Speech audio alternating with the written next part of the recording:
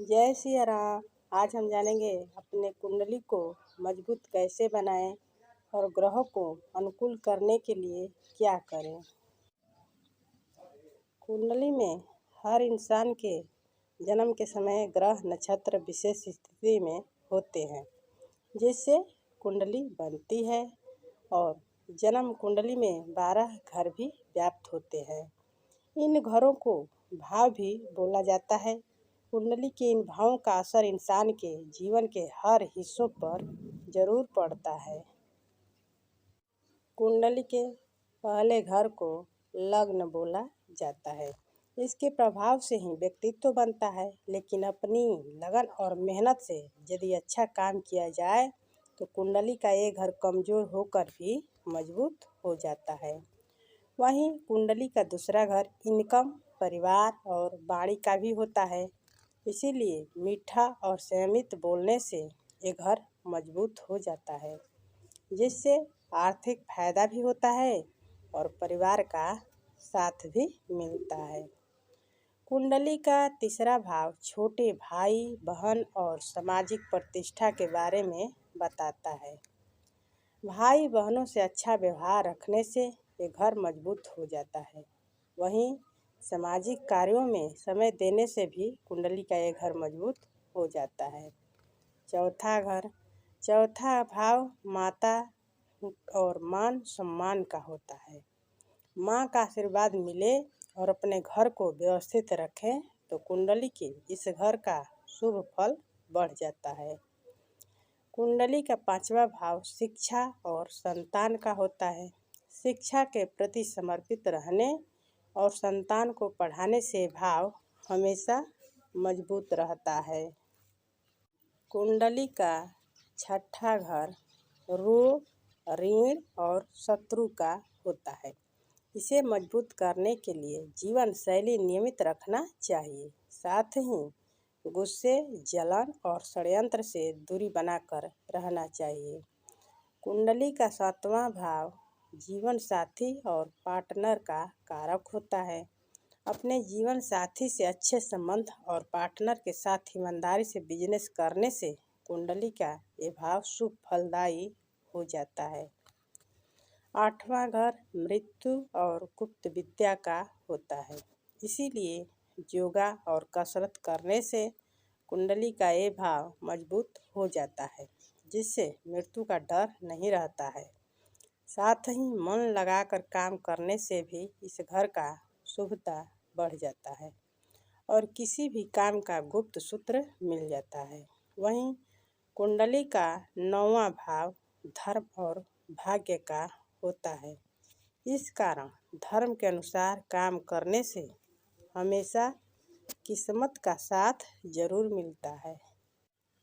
कुंडली का 10वां घर ये भी पिता और कर्म का होता है। इसीलिए पिता का आशीर्वाद यदि साथ हो और तय समय से काम करते रहें तो कुंडली का ये घर हमेशा शुभ फलदायी हो जाता है। 11वां भाव लाभ और बड़े भाई का होता है। मेहनत से काम हो और बड़ों का आशीर्वाद मिले तो लाभ भाव का शुभ फल बढ़ जाता है, लाभ होता रहता है। वहीं 12वां भाव खर्च का होता है। इसीलिए मेहनत करके अच्छे कर्मों में पैसा खर्च करें तो इस भाव का शुभ फल मिलने लगता है। वहीं गलत कार्य करने से धन, मान सम्मान और शरीर भी पूरी तरह से खर्च हो जाता है, अस्त व्यस्त भी हो जाता है। वहीं दूसरे प्रकार से यदि समझें तो धन बढ़ाने के लिए महिलाओं का भी मान सम्मान करना अति जरूरी होता है, क्योंकि महिलाएं साक्षात लक्ष्मी देवी के स्वरूप होती हैं।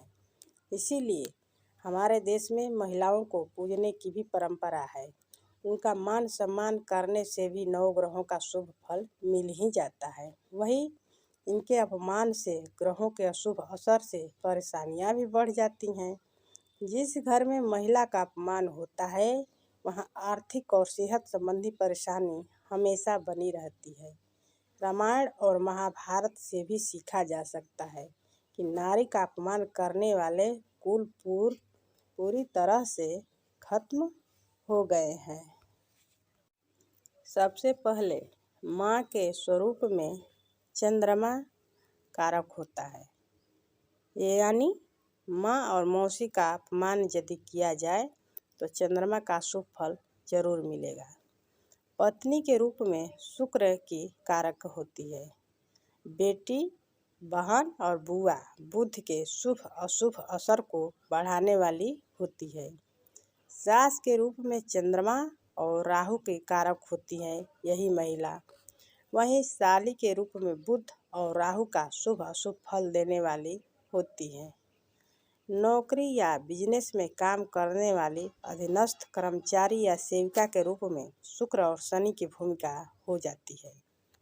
इसी प्रकार सफाई कर्मी के स्वरूप में शुक्र और राहु का शुभ अशुभ प्रभाव देने वाले नारी के रूप में नवग्रह हो जाते हैं। एक टीचर के रूप में महिलाएं गुरु और शुक्र का कारक होती हैं। रसोइया के रूप में महिलाएं सूर्य और शुक्र का प्रभाव देने वाली हो जाती हैं। इस तरह हर महिला शुक्र के साथ अन्य ग्रहों को प्रभावित करती हैं। यानी शुक्र तो रहेंगे ही रहेंगे, लेकिन अन्य ग्रह भी इनके साथ जुड़कर महिलाओं को अनेक भूमिका के रूप में अदा करते हैं। महिलाओं का अपमान करने से इसी तरह से 9 ग्रहों का शुभ अशुभ असर बढ़ जाता है और कामकाज बिगड़ने लगते हैं। इसीलिए ग्रहों का शुभ फल चाहते हैं तो महिलाओं की मदद और सम्मान हमेशा करना चाहिए। किसी के घर में धन चाहे कितना भी हो, यदि नारी का सम्मान न होता हो उस घर में, उस घर से धन की बर्बादी होते देर नहीं लगती। तो आज के लिए बस इतना ही। अगले वीडियो में कोई नई जानकारी के साथ उपस्थित होंगे। तब तक के लिए जय सिया राम। धन्यवाद। प्लीज़ लाइक, शेयर, सब्सक्राइब जरूर करें।